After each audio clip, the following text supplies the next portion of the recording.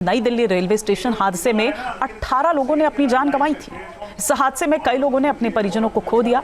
ये एक ऐसी दर्दनाक आप बीती है कि आप सुनकर सिहर उठेंगे। किसी के सिर से पिता का साया उठ गया तो किसी के बच्चे काल के गाल में समा गए। कई परिवार ऐसे भी हैं जिनके अपनों का कुछ पता नहीं।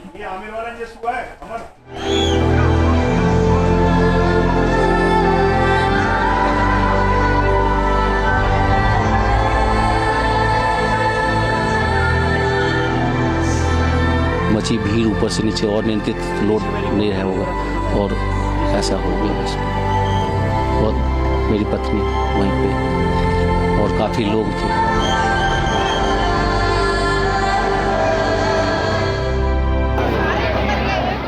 दर्द भरी अंतहीन कहानियां और कलीजा चीर देने वाली निशानियां जो जिंदगियों के बिखरने की दास्तान को बयां कर रही हैं।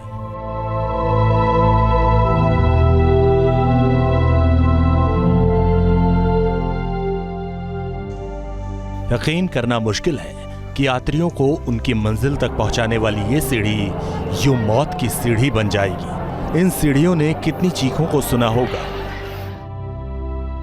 कितनी जिंदगियां यहां तिल तिल कर दम तोड़ गई होंगी।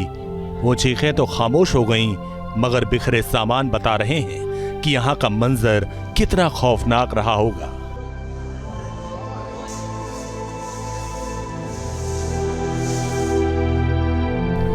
मौत की भगदड़, वो आखिरी सफर।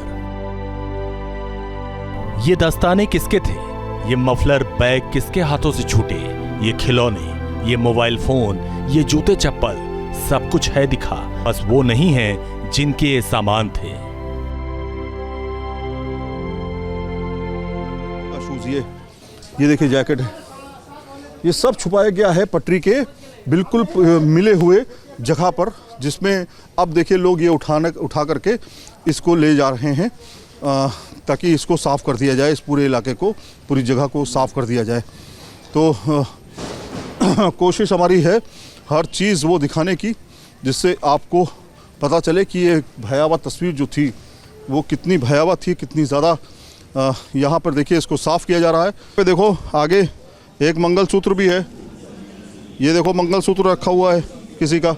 ये सारे चप्पल जूते जो है उठा रहे हैं जो लोग यहाँ पर घायल हुए, जो लोग, ये आप देखो ये मंगलसूत्र भी देखो, ये क्या है, किसका है, ये रख लो, निकाल लो, किसी को दे देना, वहाँ पे रेलवे अधिकारी को दे देना, है ना। तो ये देखिए इस तरह से चीज़ों को साफ़ किया जा रहा है, प्लेटफॉर्म को साफ़ कर दिया जा रहा है ताकि कोई भी चीज़ सामने ना आए, कोई भी चीज़ पता ना चले। इंक्वायरी करने वाले लोग यहाँ पर जब आएंगे तो उनको क्या मिलेगा? जब ये सब साफ़ हो जाएगा तो उनको क्या मिलेगा, क्या सबूत मिलेंगे उनको कि किसके जूते थे, किसके चप्पलें थी, किसकी क्या नाप थी? कुछ भी नहीं मिलेगा, सब साफ होता जा रहा है। कहते हैं वक्त के साथ शरीर के घाव भर जाते हैं, लेकिन अपनों को खोने का गम दिलों को छलनी कर देता है। यही हाल दिल्ली से पटना की ओर जाने वाले इन यात्री के साथ हुआ। उन्होंने स्टेशन पर भीड़ देखकर लौटने का मन बना लिया था, लेकिन फैसला क्या बदला, दुनिया ही उजड़ गई। भगदड़ में उन्होंने अपनी सांस को खो दिया। कौन से प्लेटफॉर्म पर थे आप? 15 नंबर पे। 15 नंबर। 14। कहाँ से कहाँ जा रहे थे आप? हम दिल्ली से दानापुर जा रहे थे। कौन एक्सपायर कर गए आपके? मेरी मदर इन लॉ। कितनी उम्र के वर्ष के थे? 40। 40। कितने बजे की ट्रेन? हम लोग भीड़ को देख के हम अपने घर जा रहे थे कि आज नहीं जाएंगे, कैंसिल कर देते हैं। आप हॉस्पिटल कब तक लेकर आ पाए अपनी मदर इन लॉ को? एक्चुअली टाइम तो मैं देखा नहीं था, भगदड़ के 1 घंटे बाद। आपके जो वो आखिरी सफर मैंने गुड़िया को मरते हुए देखा। चीख पुकार मची हुई थी, इंसानी जिंदगी कदमों के तले रौंदी जा रही थी। उसी भगदड़ में 10 साल की एक बच्ची भी थी जो खून से लहूलुहान थी।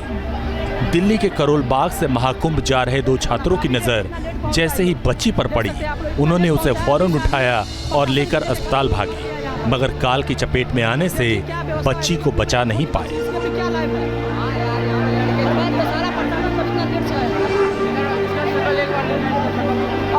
बोल रहे हैं कि आप देखने आए थे, कैसी क्या है वहाँ पर? हम जब देखने आए तो उस टाइम तो भगदड़ नहीं थी, अब अचानक से ही पता नहीं कैसे स्टैम्पेड होना चालू हो गया। मेरे ख्याल से 9:30 बजे की 9:15 की ट्रेन थी, तो उस चक्कर में लोगों को लग रहा था कि हम जल्दी पहुंच जाए। मेरे ख्याल से उस चक्कर में भगदड़ हुई। अब जब भगदड़ हुई 13-14 प्लेटफॉर्म के ऊपर, मैं देख रहा लोगों को सीढ़ी से रिगड़ के लेकर जा रहे हैं। हालत इतनी ख़राब, आधे ज़्यादा लोग चलो अच्छे भी थे, वहाँ पे पानी के छिटके वगैरह मार रहे, लेकिन उसका भी कोई रिस्पॉन्स नहीं था। एकदम लोग मतलब डेड थे एक तरह से। रात को जब हमने पहले एक छोटे हॉस्पिटल गए थे, तो उसके बाद जब यहाँ आए थे तो वहाँ पे जो स्टैम्पीड में जितने भी लोग थे वो सारे ही इस हॉस्पिटल में थे। रात को ही 1 घंटे के बाद मैंने अपनी मम्मी को कॉल करा था और वो भी आए, और जो जिनकी ये बेटी थी उनकी वाइफ भी डेथ कर चुकी थी, तो वो आए और उनको हमने उनकी बेटी हैंड ओवर करी थी। और वो बिहार के रहने वाले थे, उनका नाम मांझी था। सर आप जाना चाह रहे थे प्रयागराज, क्या इस हादसे के बाद आप जा पाएंगे किस तरीके? सर जाना तो मेरा मन था ही, पर अगर देखो इसमें मेन वो आखिरी सफर अपनों का साथ बिछड़ा, कभी प्लेटफॉर्म पर, कभी सीढ़ियों पर, तो कभी फुट ओवर ब्रिज पर। वो इन बिखरी चीजों में अपने अपने संबंधी रिश्तेदारों की तलाश करते रहे। काली रात के अंधेरे में कई परिवार ऐसे भी थे जो मौत की भगदड़ में अलग हो गए। वो कहां हैं, किस हाल में हैं, कुछ अता पता नहीं है। ना तो सुबह का सूरज शिनाख्त कर पाया और ना ही रेलवे सिस्टम कोई जवाब दे पाया। वो अभी तक मिली नहीं अभी तक नहीं मिली। सुबह से हम लोग बिना खाए, हाँ जी, 7 बजे से हम लोग यहाँ पर घूम रहे हैं। कहाँ के रहने वाले हैं? बलिया जिला। बलिया के हैं, अच्छा। और क्या आपने कल क्या तस्वीर देखी थी यहाँ? कल सर इतना भीड़ तो मैं ज़िंदगी में कभी देखा नहीं था। एक भी प्रशासन नहीं था, एक भी प्रशासन नहीं था। ये पूरा जीना यहाँ से लेकर फ्लाई ओवर पूरा भरा हुआ। प्रशासन की नाकामी है? प्रशासन की और सरकार की दोनों की कमी है। दोनों न सरकार काम कर रही है, न प्रशासन काम कर रही है। 18 लोगों की मौत हो गई। 18 ज़्यादा सर, ज़्यादा हुई है। ये लोग दिखा रहे हैं चैनल पर, कम दिखा रहे हैं। बड़े लोग 7-8 तो मेरे सामने मरे थे, लेडीज मरी थी ऊपर से लेकर नीचे तक। कोई पुलिस वाला, कोई आरपीएफ भी नहीं था, एक भी नहीं था। सुबह के देखिएगा यहाँ पर चप्पल, जूता, बैग दुनिया भर का बिखरा हुआ था।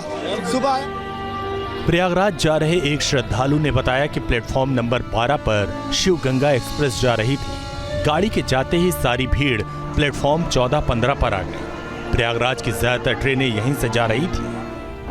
प्लेटफॉर्म भीड़ संभाल नहीं पाया और भगदड़ मच गई। भीड़ एक्सीलेटर और स्टेशन के दरवाजों की ओर भागी। इससे ओवरब्रिज और सीढ़ियों पर भारी भीड़ बढ़ गई। तय था कि ट्रेन से अपनी अपनी मंजिल की तरफ पहुंचेंगे। गुलाबी मौसम में रेल से यात्रा करेंगे। मनहूस वक्त ने तकदीर में ऐसी ठोकरें रखी कि अब यात्रियों के शव उनके घर भेजे जा रहे हैं। मौलाना आज़ाद मॉर्चरी के बाहर की तस्वीर हम आपको दिखा रहे हैं। यहाँ पर देखें आप, तो ये जो एम्बुलेंस वैन्स आपको दिख रही हैं, यहाँ पर परिजन रोते बिलखते आपको नज़र आ जाएंगे। ये परिजन अपनों के शवों को लेने के लिए आए हैं यहाँ पर। और देखिए तस्वीर कितनी दर्दनाक है, विभत्सक है, जहाँ पे जो परिजन है वो रोते बिलखते हुए यहाँ तस्वीरों में नज़र आ रहे हैं। देश की लाइफलाइन की लहूलुहान कहानी में कभी न भरने वाले जख्म हैं, न भूलने वाली यादें। इस बेइंतहा दर्द का इलाज कैसे होगा, कौन कसूरवार है? कहानी तो चलती रहेगी, मगर सच ये है कि आखिरी सफर के मुसाफिर कभी लौट कर नहीं आएंगे।